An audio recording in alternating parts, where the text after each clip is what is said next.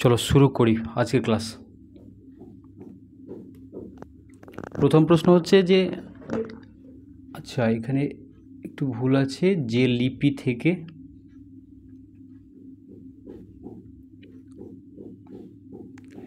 লিপি থেকে বাংলা লিপির উদ্ভব হয়েছে, যে লিপি থেকে বাংলা লিপির উদ্ভব হয়েছে, ব্রাহ্মী লিপি, খরষ্টি লিপি, সেমেটিক, ফিনিশীয় কোনোটি নয়। ব্রাহ্মী, খরষ্টি, সেমেটিক, ফিনিশীয় কোনোটি নয়। সঠিক উত্তর হবে ব্রাহ্মী। এই যে ব্রাহ্মী আর খরষ্টি দেখছো, এই ব্রাহ্মী আর খরষ্টি হচ্ছে প্রাচীন ভারতীয় লিপি। এই দুটি প্রাচীন ভারতীয় লিপির মধ্যে যদি আদি লিপি ধরো তাহলে ব্রাহ্মী হবে। নেক্সট, আচ্ছা দ্বিতীয় প্রশ্ন হচ্ছে যে নিম্নলিখিত কোন শাখাটি শতম ভাষাগুচ্ছের? আচ্ছা শতম ভাষাগুচ্ছের নয়।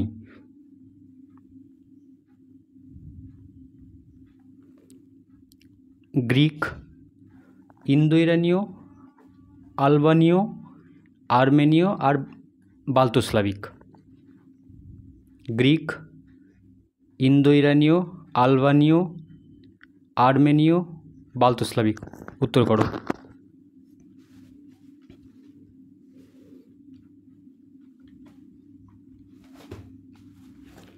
আচ্ছা এই উত্তর করার আগে আমি একটা বিষয় একটু বলে দিই। দেখো, সারা পৃথিবীতে প্রায় 4000 ভাষা প্রচলিত রয়েছে। সারা পৃথিবীতে 4000 ভাষা প্রচলিত রয়েছে।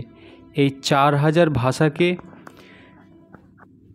যে তুলনামূলক ভাষা পদ্ধতি রয়েছে, সেই ভাষার তুলনামূলক ভাষা পদ্ধতিতে 12টি ভাষা বংশে ভাগ করা হয়েছে।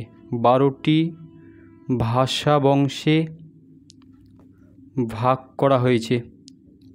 এই 12টি ভাষা বংশের মধ্যে একটা উল্লেখযোগ্য ভাষা বংশ হচ্ছে ইন্দো ইউরোপীয়। আচ্ছা একটা পেজ নিই। গুরুত্বপূর্ণ ভাষা বংশ হচ্ছে ইন্দো ইউরোপীয়।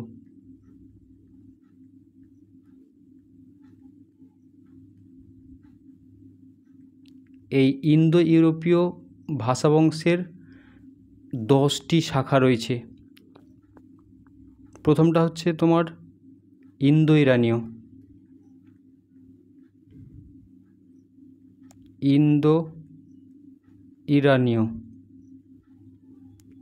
2 বাল্টোস্লাভিক,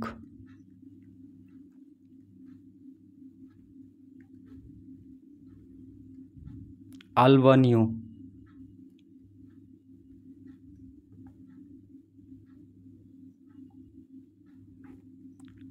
আর্মেনীয়,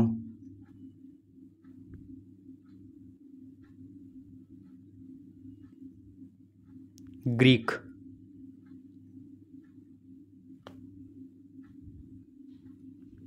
ইতালিক,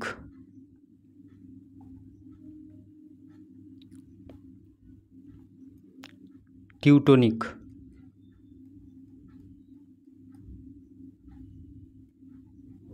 কেলতিক,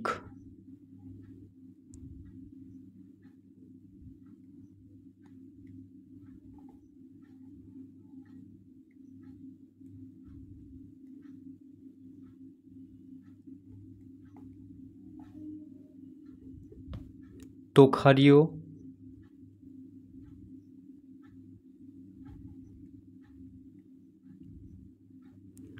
আর হিত্তীয়। এই যে 10টা ভাষা শাখা দেখছো, এই 10টা ভাষা শাখার মধ্যে ইন্দো ইরানীয়, বাল্টোস্লাভিক, আলবানীয়, আর্মেনীয়, এই 4টা ভাষা শাখাকে বলা হয় শতম। শতম। আর বাকি যে 6টা রয়েছে, গ্রিক, ইতালিক, টিউটনিক, কেলতিক, তোখারীয়, হিত্তীয়, এগুলো হচ্ছে তোমার কেন্তম ভাষাগুচ্ছের। কেন্তম ভাষাগুচ্ছের। তাহলে তোমার প্রশ্ন কী ছিল? প্রশ্ন ছিল কোন শাখাটি শতম ভাষাগুচ্ছের নয়। তাহলে গ্রিকটা শতম ভাষাগুচ্ছের নয়, শতম ভাষাগুচ্ছে তো আমরা পেলাম ইন্দো ইরানীয়, বাল্টোস্লাভিক, আলবেনীয় আর আর্মেনীয়, অর্থাৎ সঠিক উত্তর হচ্ছে গ্রিক। নেক্সট,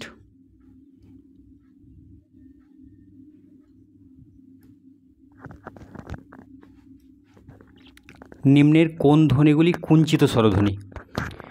নিম্নের কোন ধ্বনিগুলি কুঞ্চিত স্বরধ্বনি? হ্রস্বই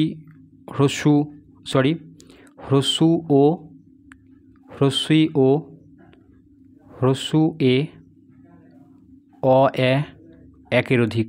উত্তর করো।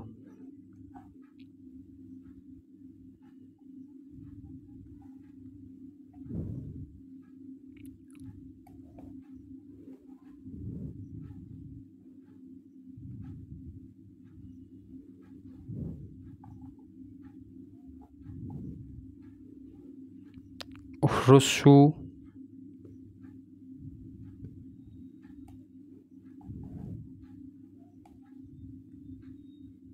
হ্রস্বই, হ্রস্ব এ, ও,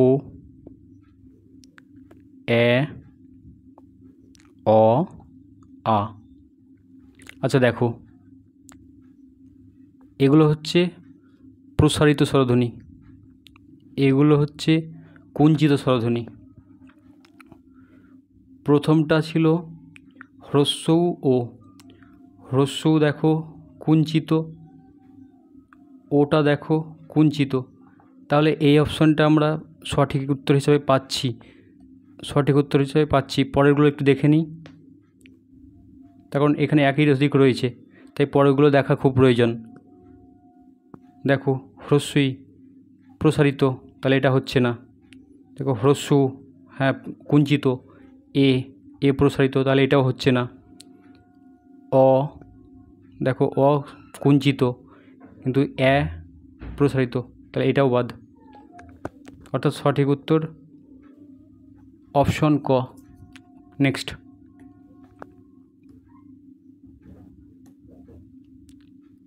আচ্ছা, পিশাচ থেকে পিচাস ধ্বনি পরিবর্তনের কোন রীতি? ঘোষী ভবন, মহাপ্রাণী ভবন, বিপর্যাস, সংকোচন, কোনোটিই নয়। সঠিক উত্তর করো। আচ্ছা, সঠিক উত্তর হবে বিপর্যাস। বিপর্যাসে আমরা জানি যে শুধুমাত্র স্থান পরিবর্তন হয়, এখানে না আগমন ঘটে, না লোপ ঘটে, না রূপান্তর ঘটে, এখানে শুধুমাত্র স্থান পরিবর্তন হয়। দেখো তালবস্য চয়ের জায়গায় গেছে, আর চ তালবস্যের জায়গায় এসছে। আর ঘোষী ভবনটা কি? অঘোষ ধ্বনি, অঘোষ ঘোষে পরিণত হবে। আর মহাপ্রাণীটা অল্প প্রাণ, মহাপ্রাণে যাবে, মহাপ্রাণে যাবে। আর সংকোচনটা হচ্ছে যা ইচ্ছা তাই, এটাকে সংকোচন করলে দাঁড়ায় যাচ্ছে তাই, যাচ্ছে তাই। নেক্সট, নেক্সট প্রশ্ন হচ্ছে ঢেকি ঢোল এটা কী ধরনের শব্দ? ঢেকি ঢোল কী ধরনের শব্দ? উত্তর করো।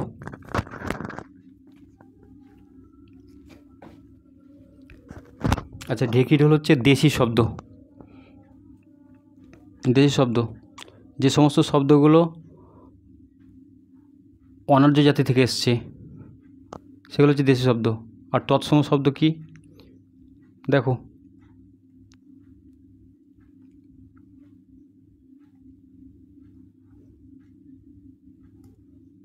সংস্কৃত, এই ব্যাপারটা একটু বুঝে নেওয়ার চেষ্টা করো। সংস্কৃত, প্রাকৃত, বাংলা, যে সমস্ত সংস্কৃত শব্দগুলো সরাসরি বাংলা ভাষায় এসেছে সেগুলো হচ্ছে তৎসম শব্দ। আর তদ্ভব, যে সমস্ত শব্দগুলো প্রাকৃতের মধ্যে দিয়ে সম্পূর্ণরূপে পরিবর্তিত হয়ে বাংলা ভাষায় এসেছে সেগুলো হচ্ছে তদ্ভব।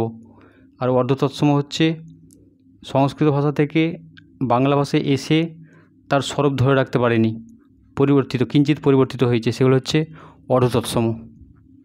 নেক্সট,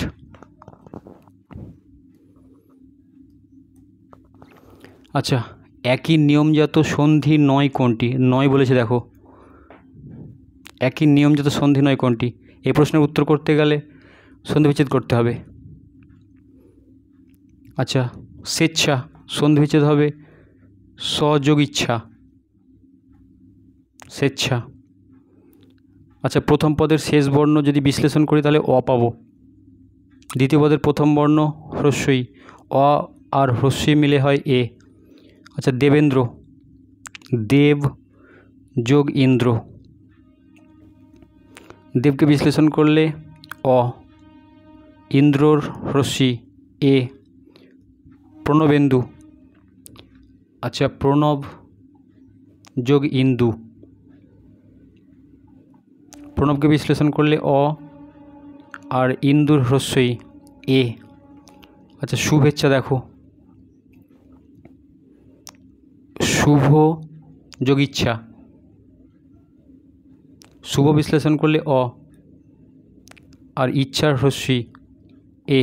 দেখো এ এ এ এ, চারটি একই ধরনের, কিন্তু অনৈক্যকে বিশ্লেষণ করো, অন যোগ ঐক্য,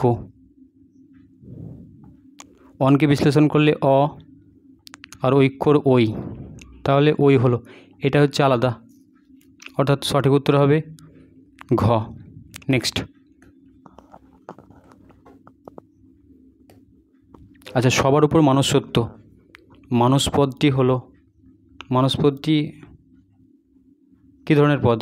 বিশেষ্য, বিশেষণ, সর্বনাম, অব্যয় ক্রিয়া। বিশেষ্য, বিশেষণ, সর্বনাম, অব্যয় ক্রিয়া। এই মানুষটা হচ্ছে বিশেষ্য পদ, দেখে নিও বইতে, এটা হচ্ছে জাতিবাচক বিশেষ্য। নেক্সট, আচ্ছা, খনিতে কয়লা কম উঠছে, খনিতে কয়লা কম উঠছে, এটা কী ধরনের কারক?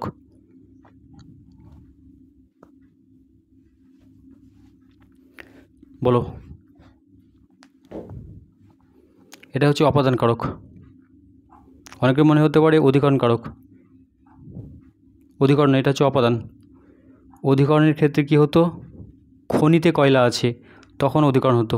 চলো নেক্সট, বলছে নিম্নের কোন দৃষ্টান্তটি কর্মধারয় সমাস? আচ্ছা, নিম্নের কোন দৃষ্টান্তটি কর্মধারায়? দেবাশ্রিত, বীরপুরুষ, নীলকণ্ঠ, যথাশক্তি, কোনোটি নয়। দেবাশ্রিত, চলো, দেবাশ্রিত হচ্ছে দেবকে আশ্রিত, অর্থাৎ কর্মতৎপুরুষ। আর বীরপুরুষ হচ্ছে বীর যে পুরুষ, বীরপুরুষ, এটা হচ্ছে সাধারণ কর্মধারয় সমাস। আর নীলকণ্ঠ হচ্ছে নীলকণ্ঠ যার, বহুব্রীহি, সমাধিকরণ বহুব্রীহি। যথাশক্তি হচ্ছে শক্তিকে অতিক্রম না করে যথাশক্তি, এটা হচ্ছে অব্যয়ভাব। তাহলে সঠিক উত্তর দাঁড়াচ্ছে খ। নেক্সট, আচ্ছা, এটা অনেক বড় প্রশ্ন। তিনি তলোয়ার খুলে তারাবাইকে তাঁর শয়নঘর থেকে একেবারে টেনে বাইরে আনবার চেষ্টা করলেন, এটা কী ধরনের বাক্য? উত্তর করো। আচ্ছা, এটা হবে সঠিক উত্তর সরল। দেখো এখানে একটা সমাপিকা ক্রিয়া রয়েছে আর একটা উদ্দেশ্য রয়েছে। সরল বাক্যের বৈশিষ্ট্যই তাই যে একটা সমাপিকা ক্রিয়া থাকবে আর একটা উদ্দেশ্য থাকবে। অনেক বইতে দেখবে যে একটা সমাপিকা ক্রিয়া ও একটি কর্তার কথা বলে, কিন্তু না, সরল বাক্যে একাধিক কর্তাও থাকতে পারে। আচ্ছা, পরের প্রশ্ন,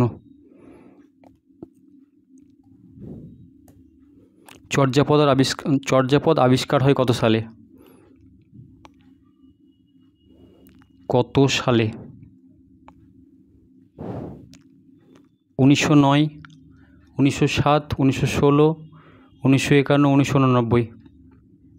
দেখো 1907-এ চর্যাপদ আবিষ্কার হয়েছিল, 1909-এ শ্রীকৃষ্ণ কীর্তন, আর 1916-তে এই চর্যাপদ আর শ্রীকৃষ্ণ কীর্তন প্রকাশিত হয়েছিল।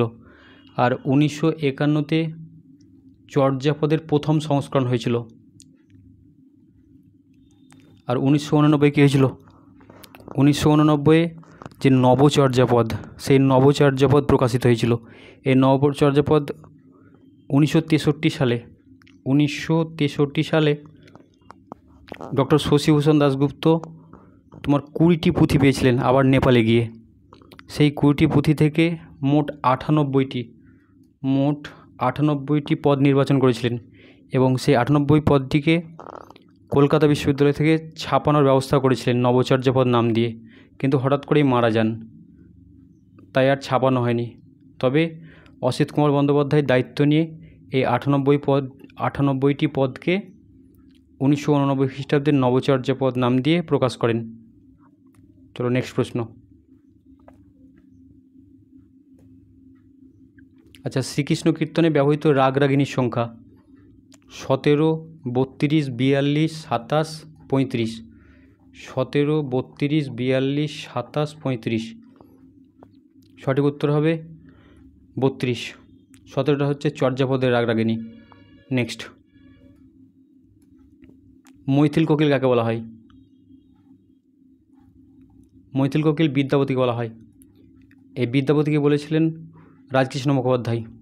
রাজকৃষ্ণ মুখোপাধ্যায়।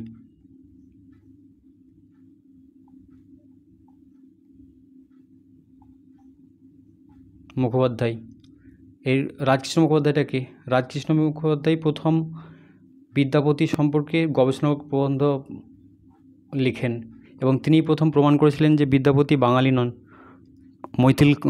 মিথিলার কবি। পরের প্রশ্ন। আচ্ছা, অগ্রে জন্মিয়াছেন যিনি, এক কথায় প্রকাশ। অগ্রগামী, অনুগামী, অগ্রজ, অনুজ, ক খ দুটি। দেখো, অগ্রগামীটা হচ্ছে অগ্রে গমন করেন যিনি, অনুগামীটা হচ্ছে অনু অর্থাৎ পশ্চাতে গমন করেন যিনি, আর অগ্রজ হচ্ছে অগ্রে জন্মিয়াছেন যিনি, তাহলে সঠিক উত্তর এটা। আর অনুজ হচ্ছে পশ্চাতে জন্মিয়াছেন যিনি। আর ক খ উভয়ই, দেখো এটা তো আমরা অগ্রে গমনকারী পেলাম, আর এটা হচ্ছে জন্ম, তাহলে এটাও নয়, এটাও নয়, এটাও নয়, এটাও নয়, এটাও নয়, সঠিক উত্তর অগ্রজ। পরের প্রশ্ন। আচ্ছা, চিত্র শব্দের পদান্তর চৈত্র, চৈত্য, চিত্ত, চিত্রিত, একের অধিক। সঠিক উত্তর কি? সঠিক উত্তর হচ্ছে, আচ্ছা, চিত্র নয়, চৈত্যও নয়, চিত্তও নয়, চিত্রিত। এগুলো বাদ গেছে, অতএব একের অধিকও হবে না। নেক্সট, অবনতি, অবনতির বিপরীতার্থক শব্দ। আচ্ছা, উত্তরণ, অবতরণ, উন্নতি, উন্নত, কোনোটি নয়।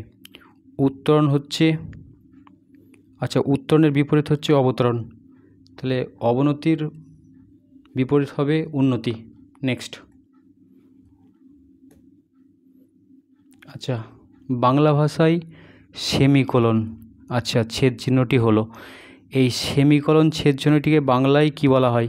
পূর্ণচ্ছেদ, অর্ধচ্ছেদ, পাদচ্ছেদ, উদ্ধরণ চিহ্ন আর পদসংযোগ চিহ্ন। এটার সঠিক উত্তর কি? এটা স্টেটে পড়েছিল, এটা হচ্ছে অর্ধচ্ছেদ। পূর্ণচ্ছেদটা হচ্ছে দাড়ি, আর পাদচ্ছেদ হচ্ছে কমা, উদ্ধরণ চিহ্নটা হচ্ছে, আর পদসংযোগটা হচ্ছে হাইফেন, ড্যাশ নয়, হাইফেন। নেক্সট,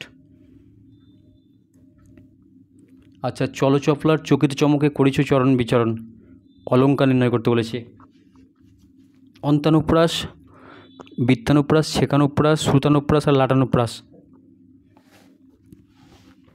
দেখো, অন্তানুপ্রাস কি হয়?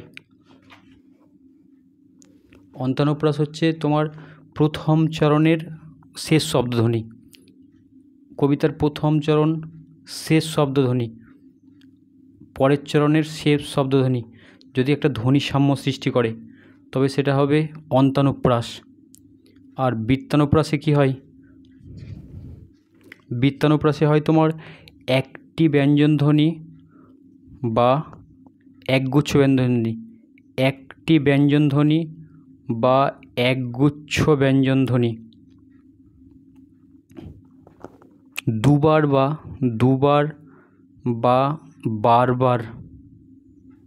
বারবার ব্যবহৃত হয়ে যদি ধ্বনিসাম্য সৃষ্টি করে তখন তাকে বলে বৃত্তানুপ্রাস।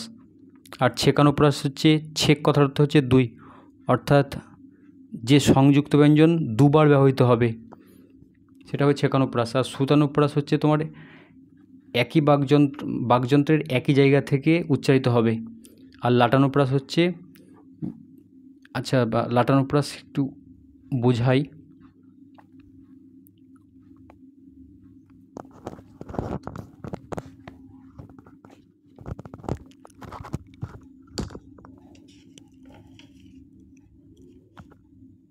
দেখো একই শব্দর কথা বলছি এখানে। একই শব্দ যখন দুবার বা তার বেশিবার একই অর্থে ব্যবহৃত হবে তখন সেটা হবে লাটানুপ্রাস।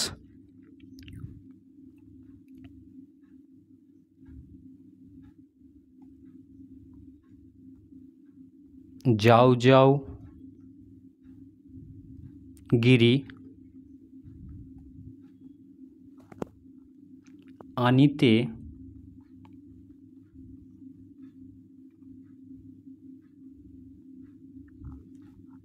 গৌরী মা আমার, গৌরী মা আমার কত দুঃখেতে আছে। এখানে যাও যাও শব্দ দুটি একই অর্থে ব্যবহৃত হয়েছে, তাই এটা হচ্ছে লাটানুপ্রাস। আচ্ছা, এটার সঠিক উত্তর হবে বৃত্তানুপ্রাস।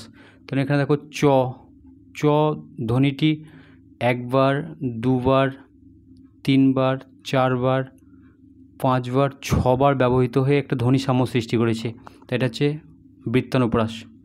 নেক্সট,